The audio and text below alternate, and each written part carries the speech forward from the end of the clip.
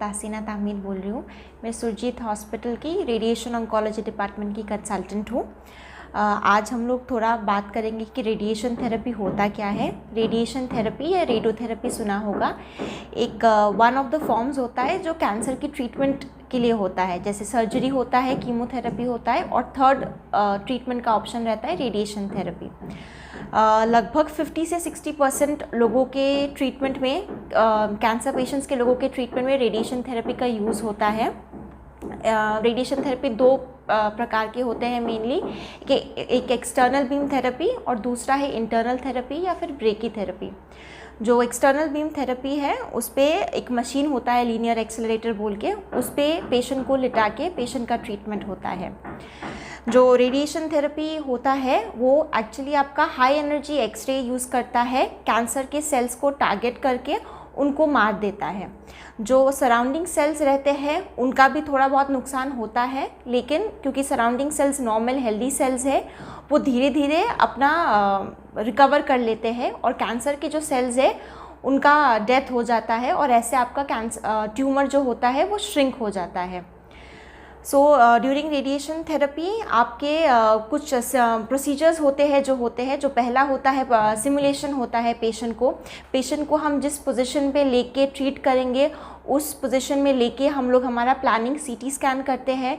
फिर उस CT scan पे जो आपके रेडिएशन ऑन्कोलॉजिस्ट होते हैं, डॉक्टर होते हैं, वो प्लानिंग करते हैं, मेडिकल फिजिसिस्ट प्लानिंग करते हैं, और एक बार हमें ऐसा एक प्लान मिलता है कंप्यूटर के थ्रू जो परफेक्ट है, जिससे ट्यूमर में मैक्सिमम डोज मिलता है और सराउंडिंग के जो टिश्यूज़ हैं, जो हेल्दी सेल्स हैं, उनमें कम से कम डोज जाता है। उसके बाद वो प्लान अप्रूव होता है और फिर आपको रेडिएशन का ट्रीटमेंट दिया जाता है। रेडिएशन का ट्रीटमेंट सर्जरी से पहले दे सकते हैं ताकि जो ट्यूमर है वो छोटा हो जाए और सर्जरी करना इजी हो जाए। सर्जरी के बाद भी देते हैं रेडिएशन ताकि वहाँ पे ट्यूमर वापस फिर से ग्रो ना करे, इसलिए। और कभी कभी रेडिएशन ही मेन ट्रीटमेंट होता है कुछ किस्म के कैंसर्स में, जहाँ पे रेडिएशन दिया जाता है प्लस वीकली एक बार कीमो देते हैं। रेडिएशन जो होता है आपका, एक पूरा रेडिएशन का डोज एक ही टाइम पे नहीं देते हैं, वो कुछ हफ्तों के ओवर दिया जाता है। जैसे नॉर्मली 5 से 6 वीक्स तक रेडिएशन चलता है। नॉर्मली मंडे से फ्राइडे होता है, हफ्ते में 5 दिन रेडिएशन होता है और 2 दिन दिया जाता है कि बॉडी के सेल्स रिकवर करे उससे। रेडिएशन के दौरान आपके कुछ साइड इफ़ेक्ट्स होते हैं जो नॉर्मल है, जो टू बी एक्सपेक्टेड है, बट वो टेम्पररी साइड इफ़ेक्ट्स होते हैं जो रेडिएशन ख़त्म होने के 1-2 हफ्ते के बाद धीरे धीरे कम हो जाते हैं। कुछ साइड इफ़ेक्ट्स जो है वो, जैसे जहाँ पे आपको रेडिएशन मिलता है वहाँ पे स्किन का थोड़ा रेडनेस होना, इचिंग होना, ड्राइनेस होना, दैट इज़ नॉर्मल। अगर आपका रेडिएशन चल रहा है, आपको कुछ साइड इफ़ेक्ट्स आते हैं, तो आप अपने डॉक्टर से जाके मिलिए, वो आपको एडवाइस देंगे, आपको मेडिसिन देंगे क्या यूज़ करने हैं, which will help it stop right there, और आगे जाके वो फिर ज़्यादा बढ़ ना जाए, आपको ज़्यादा तकलीफ़ ना हो, इसलिए।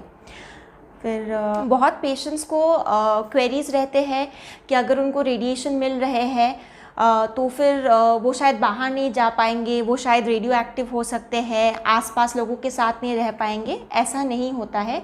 जो एक्सटर्नल बीम रेडिएशन होता है, जो मशीन से रेडिएशन दिया जाता है, उसके थ्रू वो ओपीडी प्रोसीजर होता है। आप आते हैं, कुछ देर रुक के रेडिएशन लेके आप घर जा सकते हैं, आप अपना काम कंटिन्यू कर सकते हैं, आप घर में नॉर्मली जैसे रहते हैं सबके साथ मिलजुल के रह सकते हैं, खाना खा सकते हैं।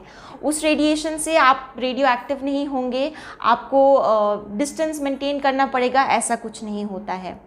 तो एज आई सेड, रेडिएशन 6 से 7 वीक्स तक होता है। उसके बाद आपको फॉलोअप पे रखा जाता है कि चेक किया जाए कि आपका बीमारी वापस नहीं आया है, कि कुछ आपको लेट साइड इफ़ेक्ट रेडिएशन के नहीं हो रहे हैं, इसलिए।